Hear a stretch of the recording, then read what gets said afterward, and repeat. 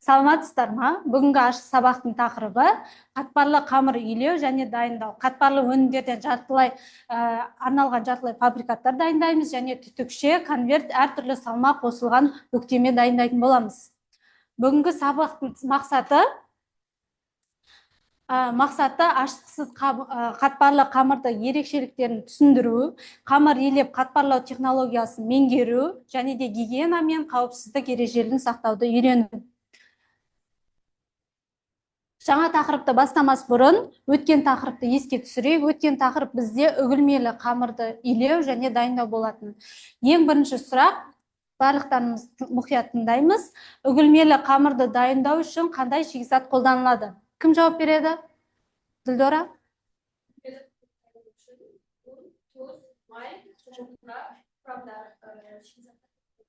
Екінші сұрақ, ұнды өндіріске қолданар алдында не үшін електен өткізеді? Аяулым.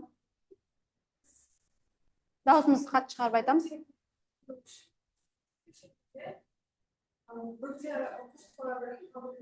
Жарайсың, молодец. Үгілмелі қамырды дайындау үшін клейковинасы қандай мөлшері бар ұн қолданылады? Ирада? Үгілмелі қамыр дайындау үшін не үшін, неліктен? Себебі жоғары клейковинасы бар ұндар қатты болады және де үгілмейді. Төртінші сұрақ, үгілмелі қамырдың ылғалдылығы қанша? Махинур? 5-5%, керемет, жақсы жауап бердің. Үгілмелі қамырды дайындаудың технологиялық процесі қандай операциялардан тұрады? Кім жауап береді?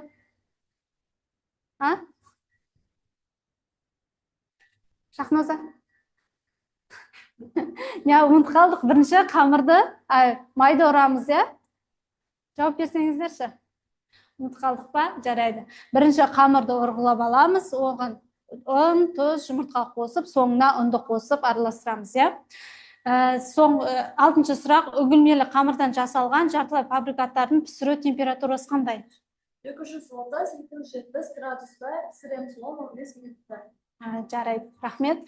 Үгілмелі қамырдан жасалған жартылай фабрикаттың сапасына қойылатын талаптар қандай? Шахноза?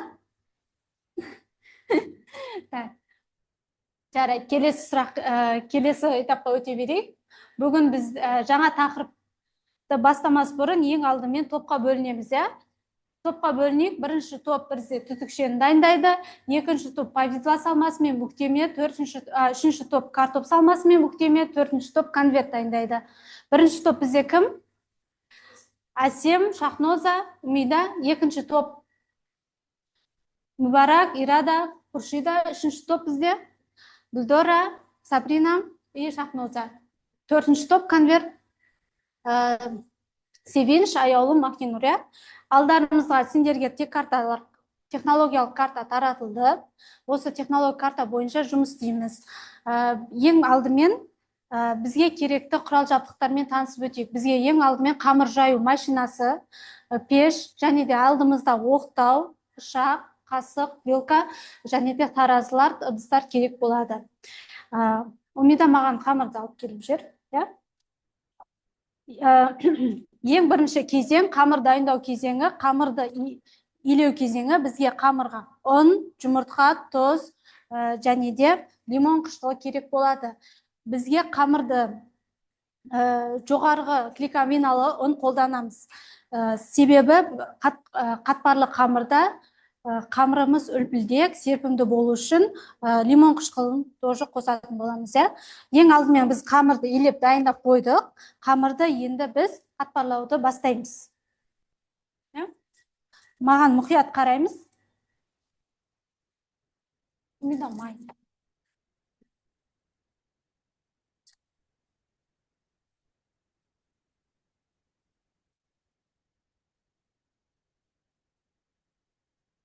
Маған біреулер. Бізде ең маңызды технология процестің бірі, мына қамыр мен майдың температурасы бірдей болу керек. Түсінікті ма? Енді майды өлшеп алып, қамырды бірінші жайып аламыз майдың размерімен.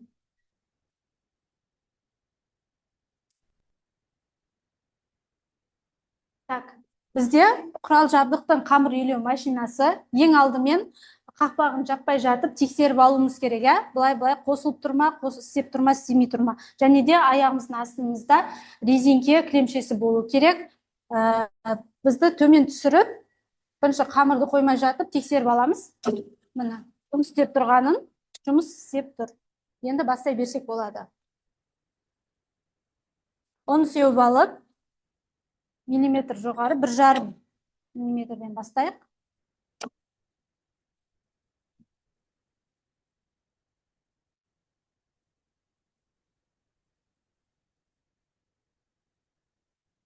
Маған мұқият қараңдар. Қамырды ең алдымен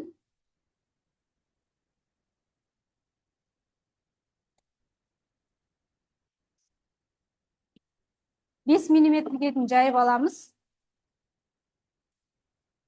Миллиметрді жайлап түсіреміз. Сразу 1-2 мен бастаймыз. 5 миллиметр резко төмен түсіріп тастаудың қажеті болмайды.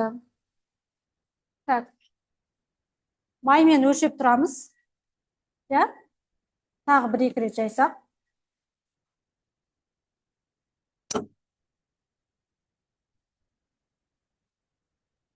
Бізде мына қамыр жыртылды, себебі бізде температура төмен болып тұр екен. Сәл қатты. Оқтамен ең алдымен жайып аламыз. Бұрыштарын шығарып.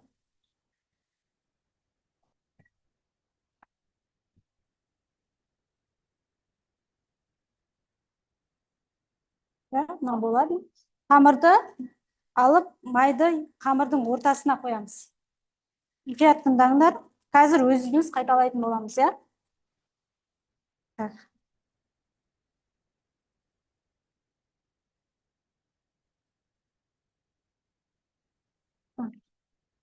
Махимет.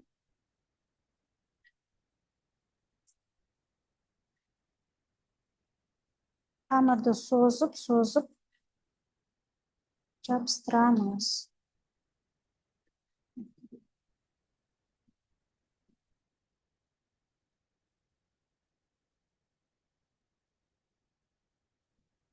Қамырды бұлай қоймаймыз, бұлай көлденеңнен қойып жаямыз қамырдан.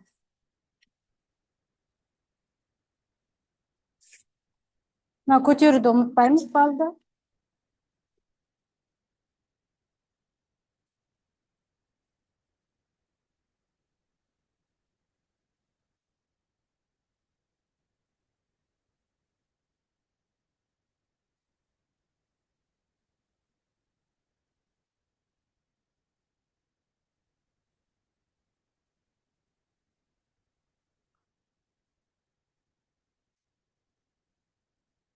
Бес миллиметрге дейін жаямыз.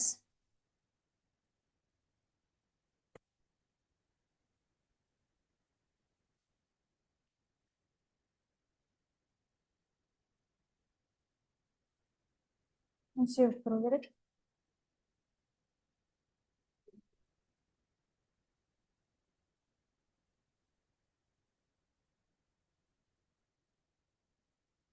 Енді қамырды оқтаумен орап алуымыз керек.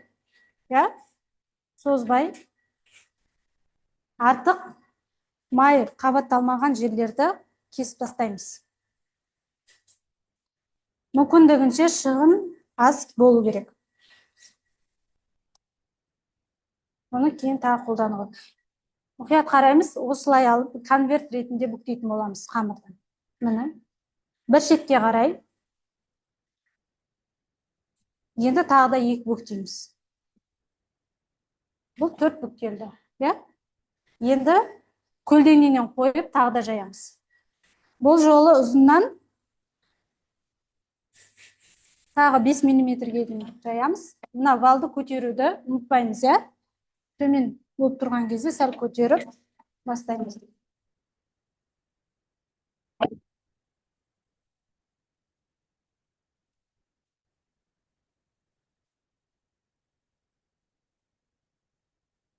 Барлықтарыңа көріп тұр ма?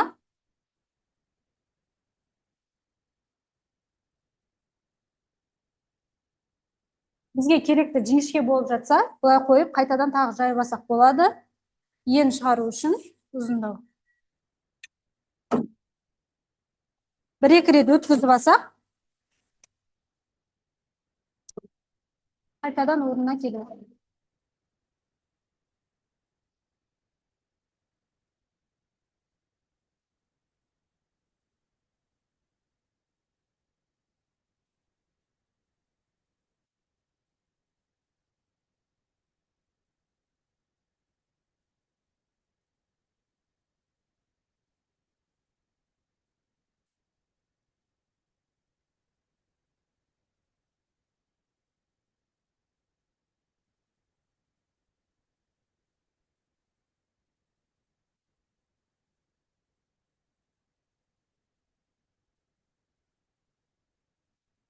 Тағы да қамырды алып, артық майланбаған жерлерді қамырды кесіп тастаймыз.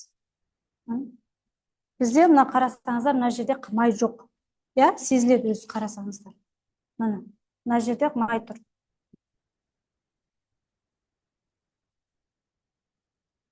Майдың слой болып тұр, көрініп. Енді бұны тек қана үшке бөлеміз. Бұл жолы дәл солай көлденеңнен жаямыз. Бізде бірінші семестрде сендерде ашытқылы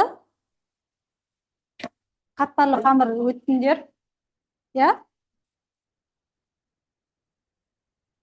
Ол кезде осылай істегеннен кейін ары қарай уже өлшемге кесіп круассан, братский слойка істеуге болатын еді. Бұл жолы ашытқысыз қатпарлы қамыр болғандықтан тағы да осылай жайып, қайтадан үшке бүктеп, одан кейін барып кесеміз. Түсінікті ма?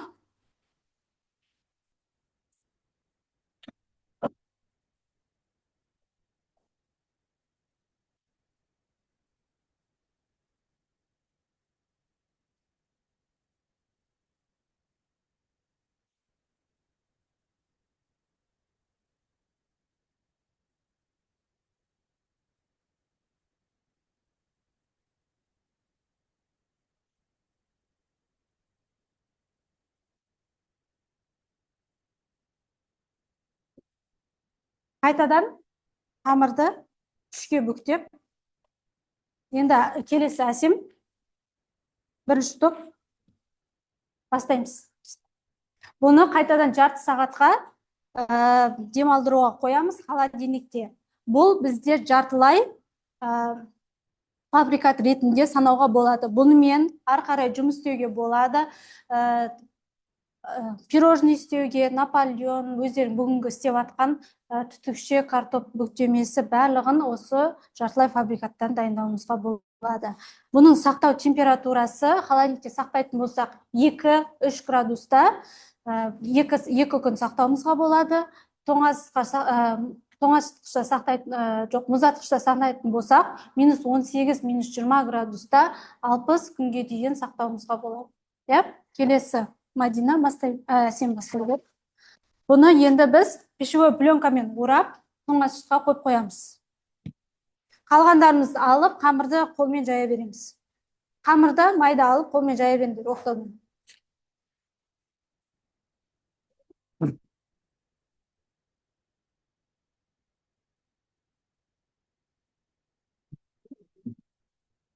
Пышақ бер.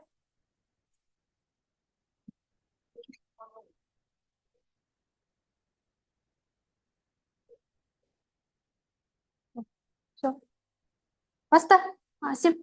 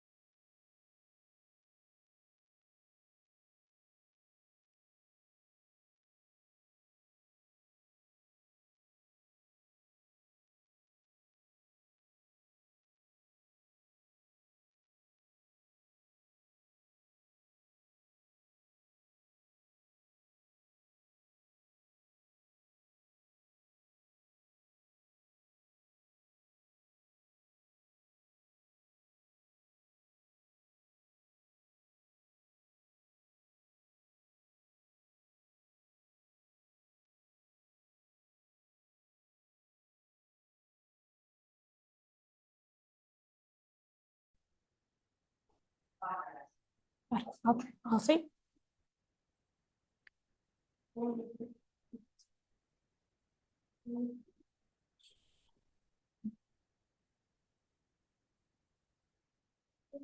Қамыр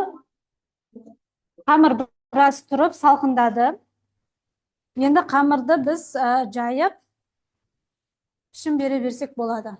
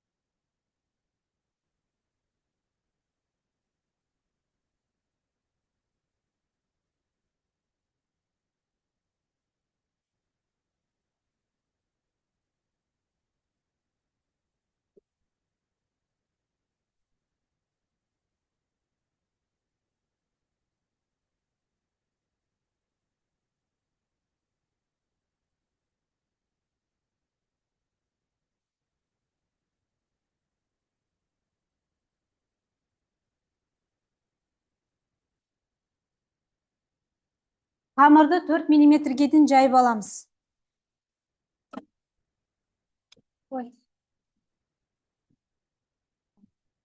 Онға жапсырып алуға болмайды.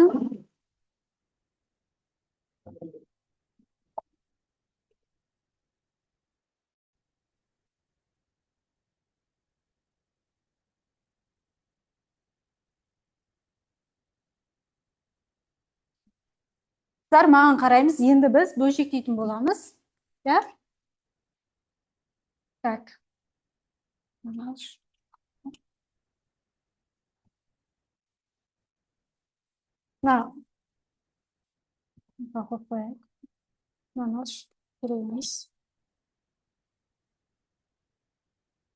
Мұқият қараймыз, енді біз бірінші повидло салмасымен бүктеме істейтін боламыз. Бізге қамыр 60 грамм болу керек, ja? 60 грамм үшін бізге бірінші шеттерін кесіп тастайық. 11-де 11 қылып шаршы кесіп алсақ болады. Так, 11, бұлай қарай 11. Сол кезде бізде 60. Так.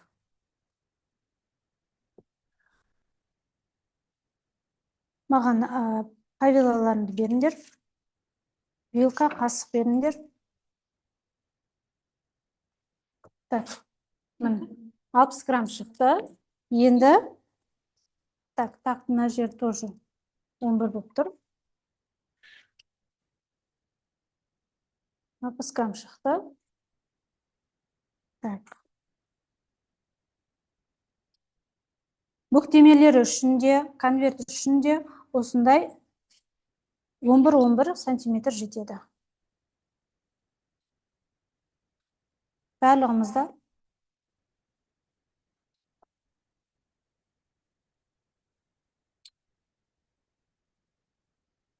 Так. Начинкаларыңды маған салып беріп қойыңдар, салмаларыңды.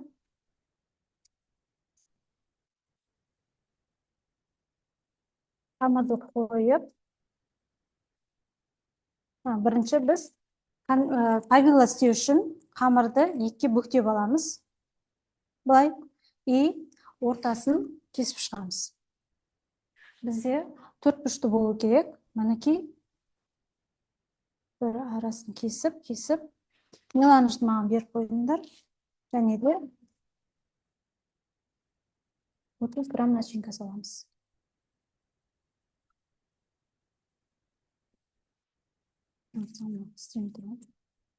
Маған басқа весе беріңдер. 30 грамм болды. Енді маған шөткі беріп жүріңдер. Қамырдың шет жағын меланж жағып жапсырамыз. Міне бұлай шеттерін. Көріңдер ма? Бұлай бүктейміз. Маған бір листін жерге қойып қойсақ. Вилка. мінекей шеттерін осылай сәндеп шықсақ болады.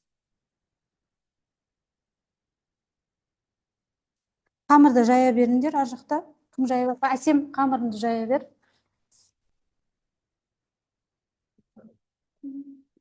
Мына бесейді ауыстырып қойдық па? Иә. Бұл да тоже бүктеп.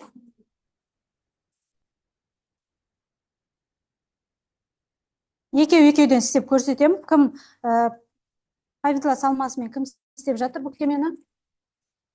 Мұқият қарап тұрыңыздар.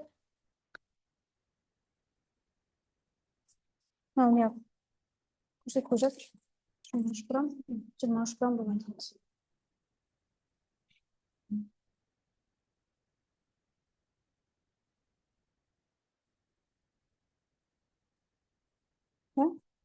Осылай жабыстырамыз.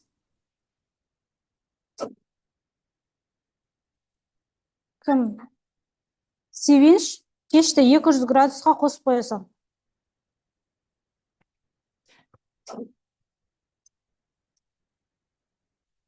Мінекей осылай істейміз. Келесі бізде картоп. Картопты істеу үшін біз бұрышына ғана саламыз. Бұған емес, неге салуларың керек еді? Қасықпен бола беретін еді. Бұған керек емес, қасықпен салып көріңдер.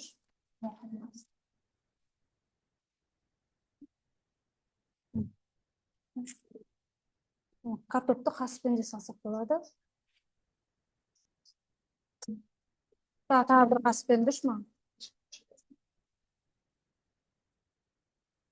Бұның да шеттерін.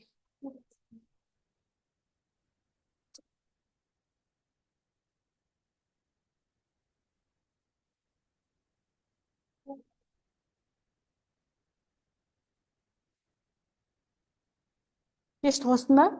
200 градусқа 30 минутқа қос.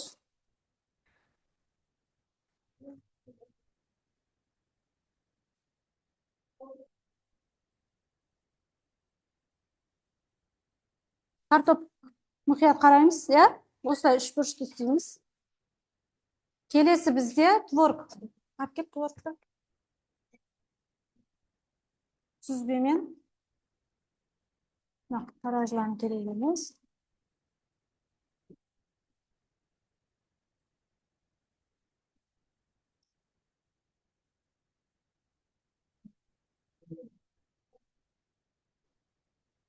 Бұның да жан жағын маған қараймыз. Жан жағын жұмыртқа жағып жабыстырамыз. Қаттырақ басуымыз керек, ашылып кетпесін.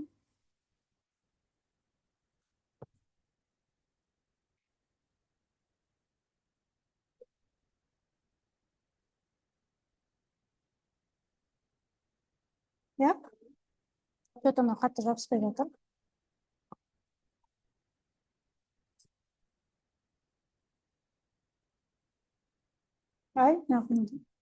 Енді сәндеу үшін бізде ромашка бар, гүл бар. Осы ромашкамен сәндеп қойсақ болады.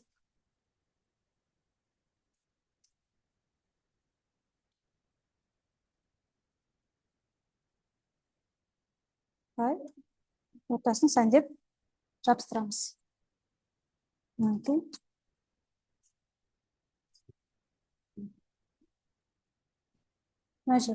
Мынаны ала салыңдар, ана жаққа. Келесі тағы да бізде енді трубочка қалды. Трубочканы, то есть түтікшені біз 3 мм қылып жаюымыз керек. Сол себепті қайтадан қамырды жұқалап жайып аламыз. Мына жері қанша? Міне 34. Тағы да ұзыннан жайып. 3 мм-ге дейін жұқартып жаямыз.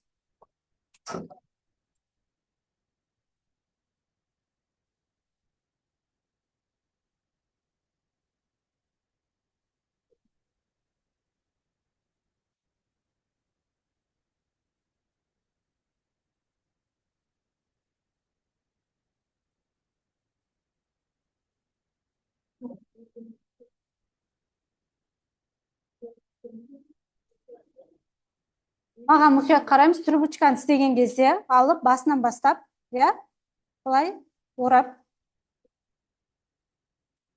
Міне, каждыйына осылай ораймыз.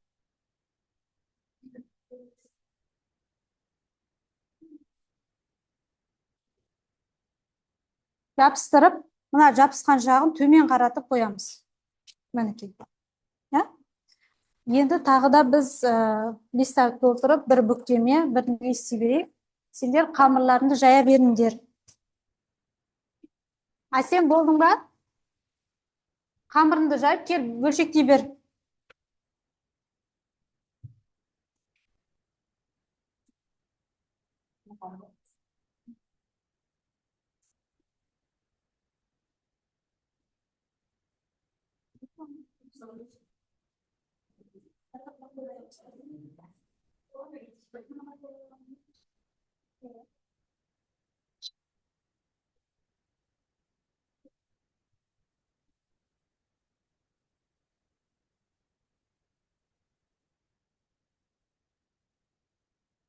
Жазуды сен де не қыла берші.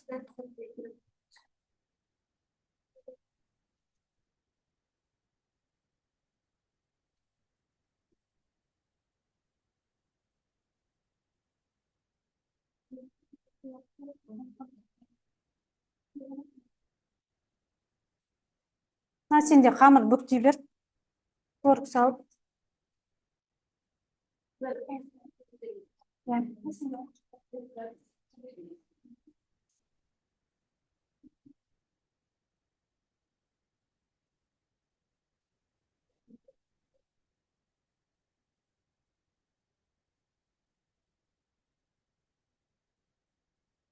Қыздар, сұрақтарың болса, сұрақ қойыңдар. Иә?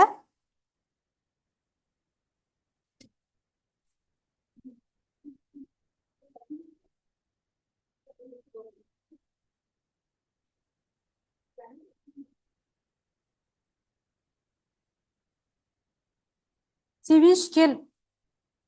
Маған меланж жаға берсең болады. Қамырға меланж жаға бер. Маған не берші? Джемді берші, повидлан. Әкел. Қойшым.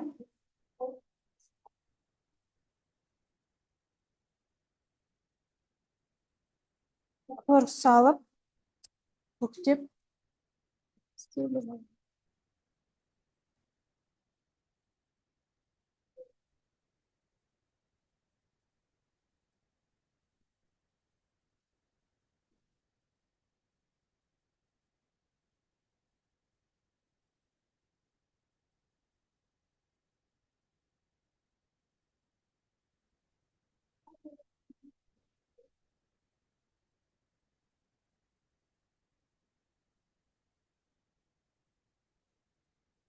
Dedin bak. Tez mеланж жақ. Әкел. Жабыспай қалды ма?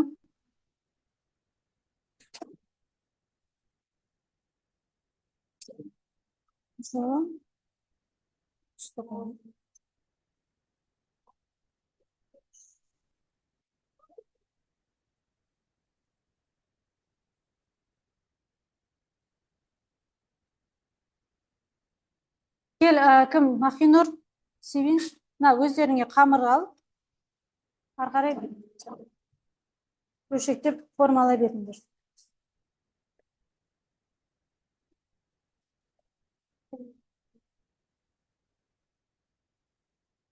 Меланжы жөндеп жап. Әкеш, қалай жағасың? Жөндеп жасаңдыр. Ал. Ештеңе етпеді.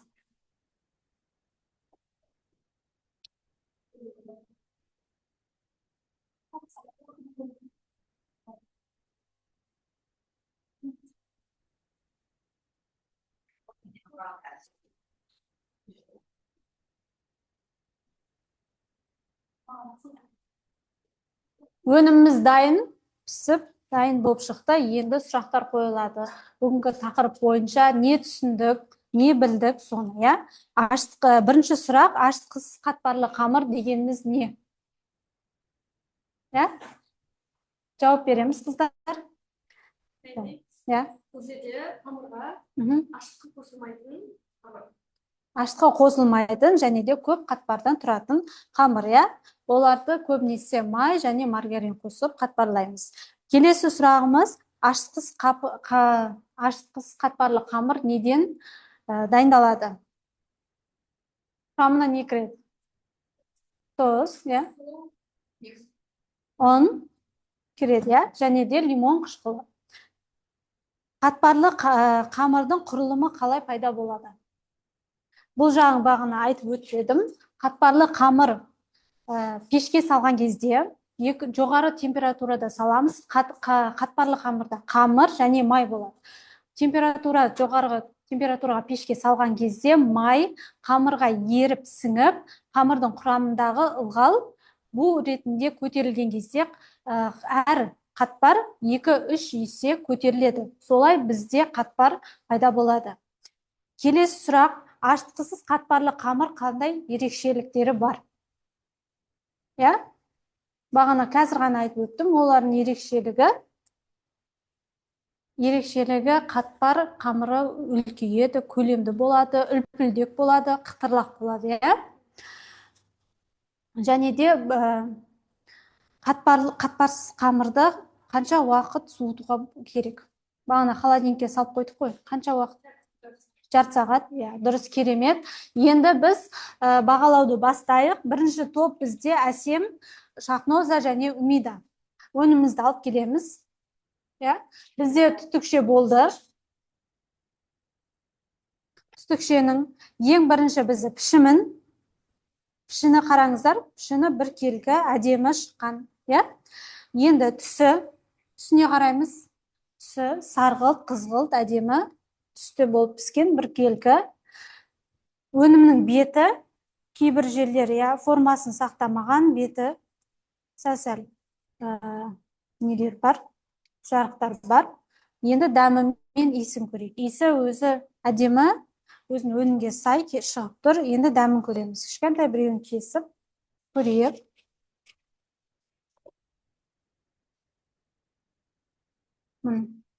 Вот, мына арасындағы слой.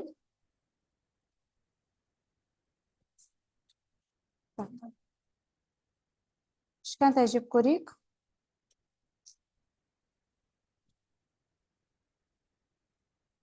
Тұзы кем, бірақ жақсы. Керемет. Енді бұның ішінде салмағы жоқ, салмасы жоқ. Енді салмағын өлшеп көрейік. Салмағы қанша грамм болу керек еді? Жүз емес, 30 грамм болу керек еді. 34 болып тұр. Қазір суығаннан кейін тағы бұның салмағын тастайды. Сендерге қанша балл берейік? 80 балл беремін. Керемет. Алтынан алып кете сал. Әсем, кет. Келесі бізде екінші топ Ирада, Мұбарақ, Хуршида. Бізде повидло мен бүктеме. Ыстық әлі бұл кісілердікі. Сіздердікі енді сәл күйім кірейген ба, бір қалпы піспеген, көрініп тұр. Пішіні сәл әртүрлі болған. Түсі де әртүрлі. Өнімнің бетінде жарық жоқ. Повидласы бетіне шығып кеткен бұлай. Көп болып шығып тұр. Дәмі мен иісін көрейік енді. Дәмі қандай болыпты?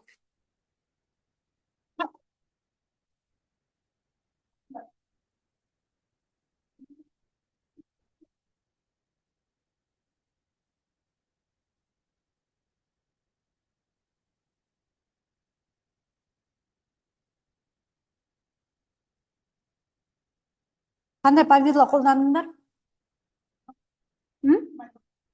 Малинаны, молодец, жақсы. Сендерге де түсі бір қалыпты емес. Сода 80 болуға лайықсыңдар. Үшінші топ бізде Шахноза және Сабрина, Гүлдора. Бізде бұл картоп бүктемесі. Кесіп көрейік. Ішіндегі начинкасы бір қалыпты, бір келкі. слойлары көрінген. Сәл жырақшалар бар, бірақ түсі әдемі бір қалыпты піскен. Салмағын өлшейік. Салмағы қанша болу керек еді? 100 ба? Так. 100-ден сәл асып тұр, суығаннан кейін 100-ге келетін болады. Керемет. Бұның да дәмін көрейік. Ішіндегі салманы кім дайындады? Салманы қалай дайындадың? Картопты Мгм. тазартып пісіріп, Мгм. ішіне Тұзы кемдеу болып тұр екен, сенікінде де. Сендердікі әдемі болды. 85 қояйын. Керемет. Келесі бізде түтікше. Конверт сүзбемен.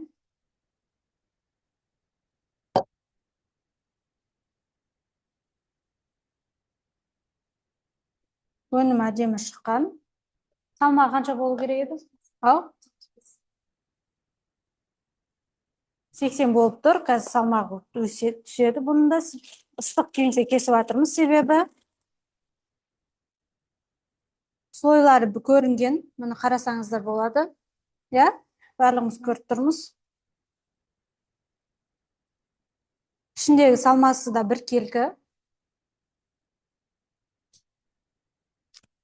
Ішіндегі салманы қалай дайындадыңдар? Кім жауап береді? Ішіндегі салманы қалай дайындадыңдар? Жұмыртқа қосып дайындадыңдар, я? Өте керемет. Тамаша. Сендерге де 85 балл.